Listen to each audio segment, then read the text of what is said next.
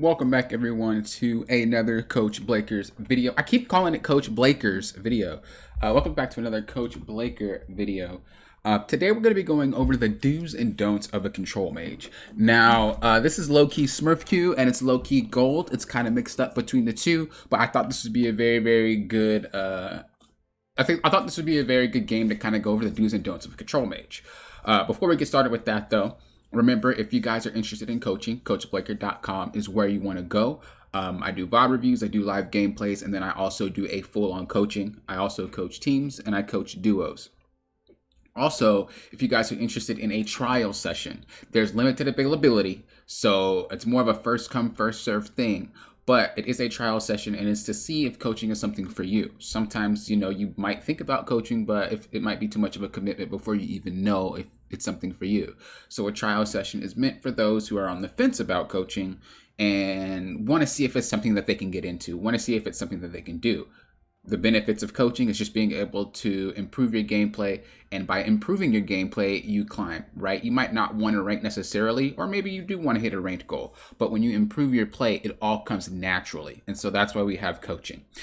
Anyway, back to the video here. Remember, coachblaker.com. This is the do's and don'ts of a control mage. So if you guys didn't know what a control mage's job is it's to really kind of disrupt fights. It's to disrupt fights. It's to zone people back in fights. It's to clear waves. You're not really there to get a whole bunch of kills.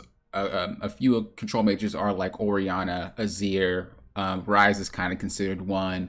Syndra's one. These champions are not really designed to straight up get a whole bunch of kills. I mean, they could probably solo somebody or get a kill here and there, but their job really is to just help with the team fight and just be a massive zoning tool. So I want to teach you some of the do's and don'ts of a control mage. Azir is one of my control mages that I like to play. This is not my mid lane account, but on my mid lane account, Azir is the control mage that I love to play.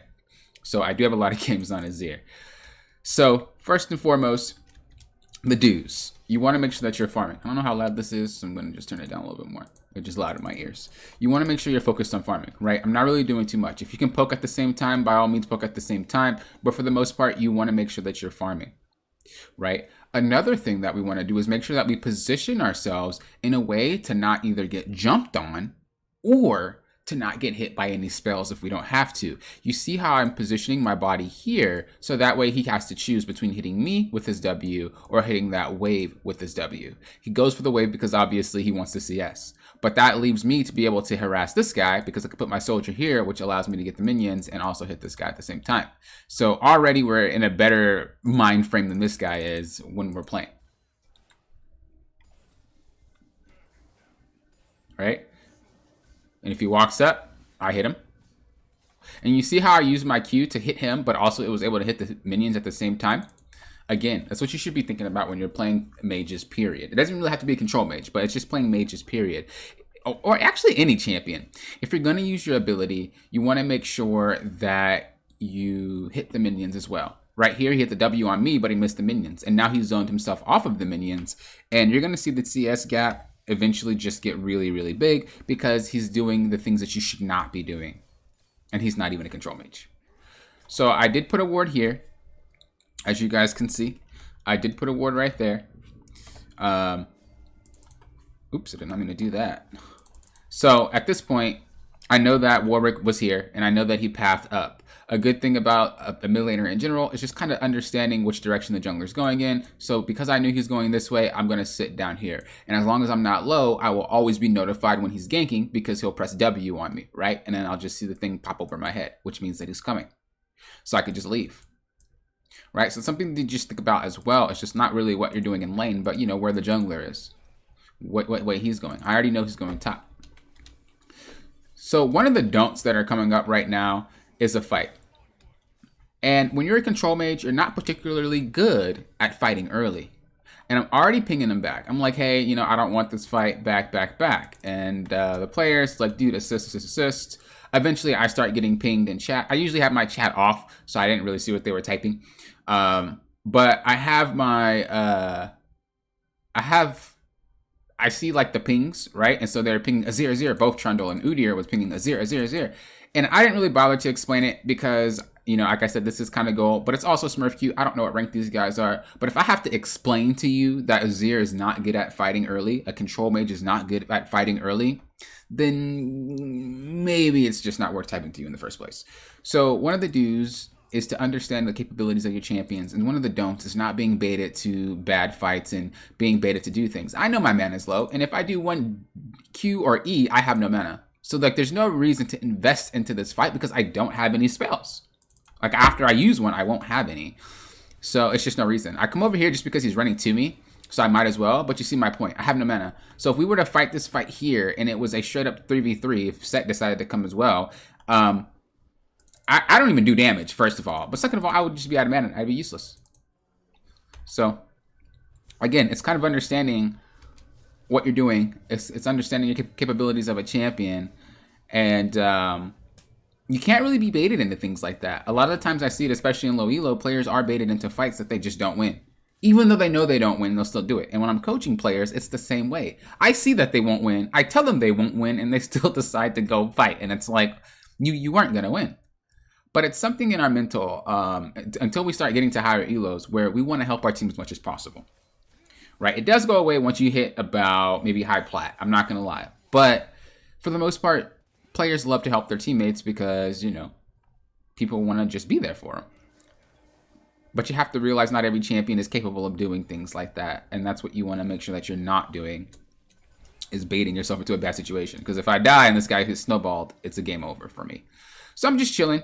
I'm keeping the wave near my tower so that he can't die of me, right? I know this guy is level 6. I know he can one-shot me, and that's something to think about. I also see Karma coming up, so I'm kind of just low-key baiting him to do it. Then he hops on me. Karma shows up. I wasn't fully committed, but she flashed and snared him. So I was like, oh, that's free. He has nothing left but flash. But keep in mind, he could still one-shot me. So I'm running back instantly, right? And I'm already ready. I'm prepared to ult instantly, and I'm prepared to use my E. So I have a shield for when he combos me, and then as soon as he, combos, I ult. There's no way he can outplay that. I did nothing at all but be in this man's head. A control mage is nothing but a very, very smart player. I'm not saying I'm smart. I mean, I'm just saying, it's all about macro when you're playing control mages. You don't really have the tools to just straight up kill people. You don't have the stats early, at least.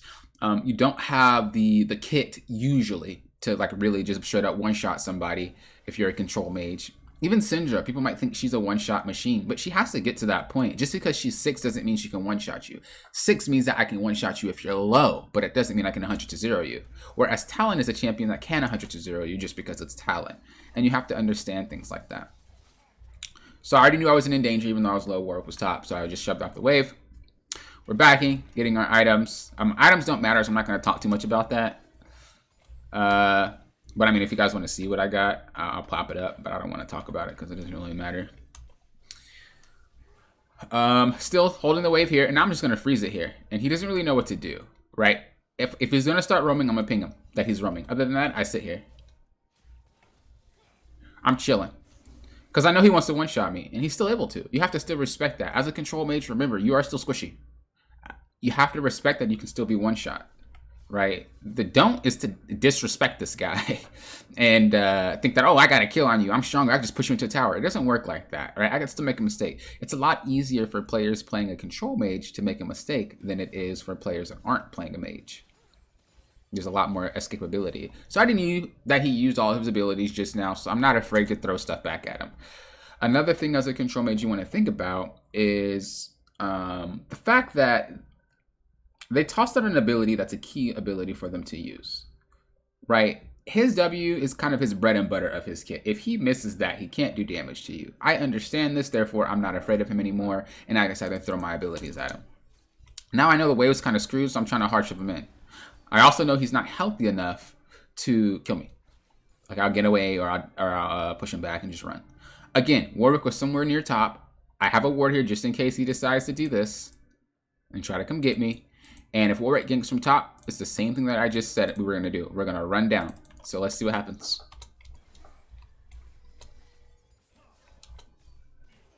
I already just feel it because I'm shoved up. Control mages usually love to shove up, but we have to respect that you can get ganked. So I already knew he was coming. The thing appeared on my head. You guys don't see it, but it appeared on my head. I already knew he was coming. So I was like, he's not going to continue this gank, right? And I was like, he is? Well, he's going to try to ult me. He's not going to run at me. So I just decided to juke it. And then I just decided to kind of just outplay him smart-wise. Karma was very good at rotating. I wasn't going to die, but Karma was very good at rotating. She helped pick up some kills there. Very, very smart support player right there. I had definitely honored them after the game. But you see, again, I didn't really do anything fancy. I was just in their head. I am a boomer, okay? Look, I coached the game. I'm not in my prime anymore, so to speak. But mechanically. But macro is what makes you win games. Game decisions, game knowledge, all that extra good juicy stuff that doesn't require you to press buttons is how you climb.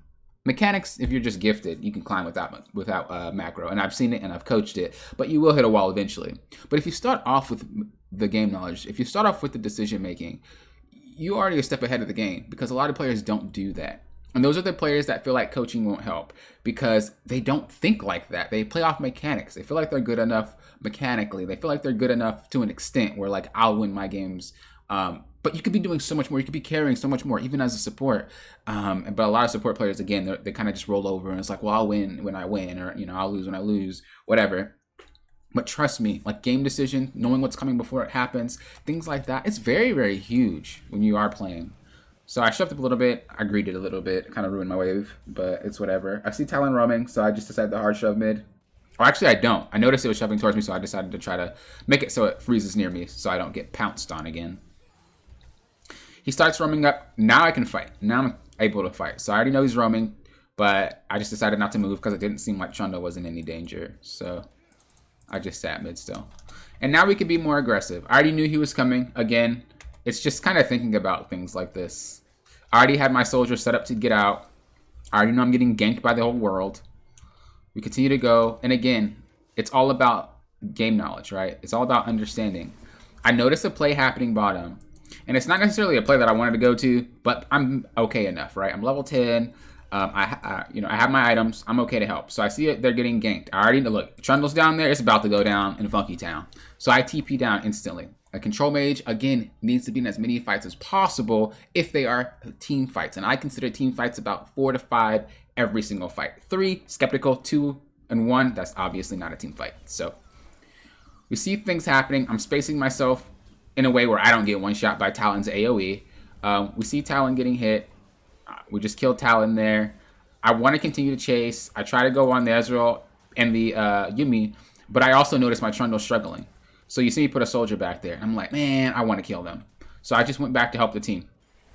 We kill them. Trundle doesn't die because Warwick was going to tear that butt up. I noticed that Yumi's overextending here, like, really hard. And I'm pinging them like I'm ready to go. I'm pinging them like I have my Shurima Shuffle. Trundle and the Udyr, like, hated me this game because I didn't rotate for them, but their calls were just not good. And again, you're going to get that, unfortunately, but the smarter player always wins. So I already noticed that, like I said, Yuumi was messed up. I pinged Karma. Karma listened to me. I shuffled Yuumi because I know she can't get back on. Shuffling Ezreal will be kind of a waste because he'll E over the wall. We kill the Yuumi there. I have stopwatch, even though it was a very beautiful shield by Karma, and I didn't realize it, but I played for myself. If I trusted the Karma, I would have not hourglass there. But because I didn't, and again, as a control mage, it's very hard. You don't want to rely on anyone for your safety because you are very susceptible to dying. So we get the kill, we recall, we got all 3 of those kills just because we TP'd down bottom. We go mid, we see that Talon is very, very low. Again, you know, I have a feeling I'm going to get ganked. I do get ganked. I already have my soldier ready. I'm out. Warwick has no R, I felt like, so I wasn't afraid of him. And he didn't. He has it now, but he didn't at that point in time. I see a fight happening there, but I'm just zoning. I don't have to rotate to everything, right? If they're with me, they're with me. So I'm just chilling, making it so that I'm a threat. I have to keep thinking, though. Like, I can get killed. I can get killed. So I put a soldier back there just in case. What happens? He shows up. So I get out.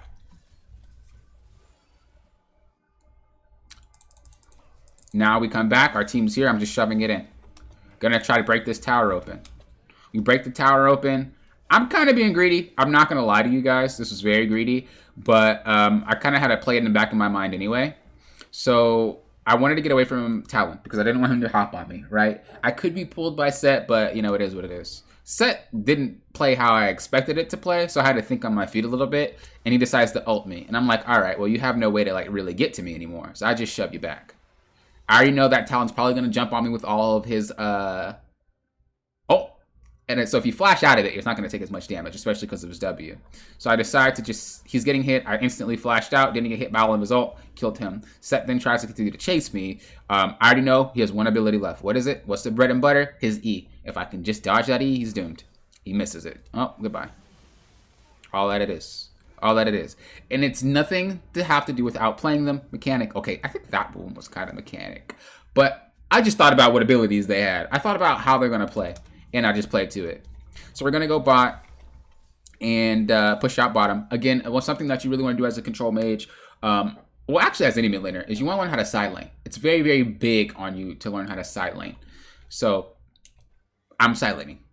What does side laning basically mean? It's not split pushing. Side laning basically means you cast the wave, you shove the wave, you rotate back to your team. I'm a little bit greedy, so I didn't rotate back to my team. I just decided to sit down bot lane. So at this point, I'm just kind of split pushing. But hey. I kind of back up because I noticed that there's nobody on the map. I see my team rotating, so I decided to just kind of hang around. Misfortune's here. We're chilling.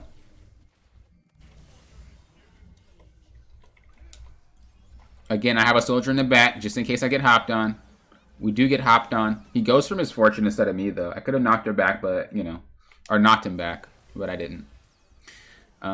Still playing my space. Still not trying to overextend, not overcommitting. We're just playing our space. I wanted them to help. I don't know why the Udyr is running away from me. Karma was running away just because. But I think, again, Udyr was just trying to let me die. I mean, I don't really know. The guy added me after the game and started, like, saying, like, you're a coach, blah, blah, blah. And it's like, dude, what? Because I didn't follow your play. I'm just not a coach. He was like, yeah, but you're gold. And it's like, I play with my men on stream, buddy. All it takes is a little bit of research. I mean, I'm just saying. So I pinged Karma to just kind of sit around with me to make sure I didn't die because they were chasing. I recall here. Again, you always want to make sure that you're recalling. You always want to make sure that you're ready for the next fight. If you sit on too much gold as a control mage, you're not going to be as effective. This actually goes really with any champion. So, dragons get ready to come up. I already bought everything. I'm ready to fight this fight. This is where the game ends and they just kind of surrender. But, again, a lot of the dues that we've noticed from this game are what? It's when we're dealing with lane, right? We want to make sure that we are spacing ourselves to not be hit by abilities. We want to make sure that we respect the enemy mid laner. We want to make sure that we watch out for the jungler. We want to make sure that we understand which way the jungler is pathing to so that way we can position properly. Post laning phase, we want to make, oh yeah, and also during the laning phase, we want to make sure that we're taking fights that we're capable of actually winning. Don't just like randomly get baited. Post laning phase, you want to make sure that you're always caught up on items and ready to fight for team fights. Team fights as a control mage is what you're playing for. You don't really have much as a laner until team fight phase. That's where you shine. So as long as you make it there, you should be able to do your part and help win the game. Azir is a special circumstance because he takes so long to get rolling, but all the other control mages are perfectly fine getting to mid game and just destroying. Like I said, again, it's just understanding the positioning where you're at. It's understanding what fights you want to be into. It's understanding what objectives are coming up. It's understanding the spacing between everybody in the fights. It's understanding who you should be focusing and targeting. Again, this is a lot. I know it is. This is just an example game. Like I said, if you guys are really curious about any of this, CoachBlanket.com is where you want to go. I do coach these things, and these are things that you will learn, and you will be able to elevate your gameplay. As I said, if you're on the fence and you're not really sure if you want to be committed into something like that, make sure that you go to my site. I do have a trial session, and you guys can see how it is. There are limited spots. Not everybody can get it. There are limited spots, and there is a questionnaire. You know, I want to make sure that this person or these people that get it are serious about climbing. So there's like a little questionnaire. It takes you about, I don't know, like 2 minutes, but it's just to make sure that you're on par. So again, if that is something that you want to do, please make sure that you're serious about it, because I will know based on these responses that you give if you guys are serious about continuing coaching and if you guys are serious about elevating your gameplay, improving, and obviously what follows after will be ranked because you've improved. So thank you guys for watching. I do appreciate it. Again, CoachBlanket.com if you are interested in coaching. You can just book a session. If you would like to book a session, you don't have to actually do the trial session and go through the hoops. Peace lately. I hope you learned a lot. If you got any questions, let me know in the comments below. Thank you guys for watching. Have a good rest of your day or night. And thank you guys for approaching this like a coach.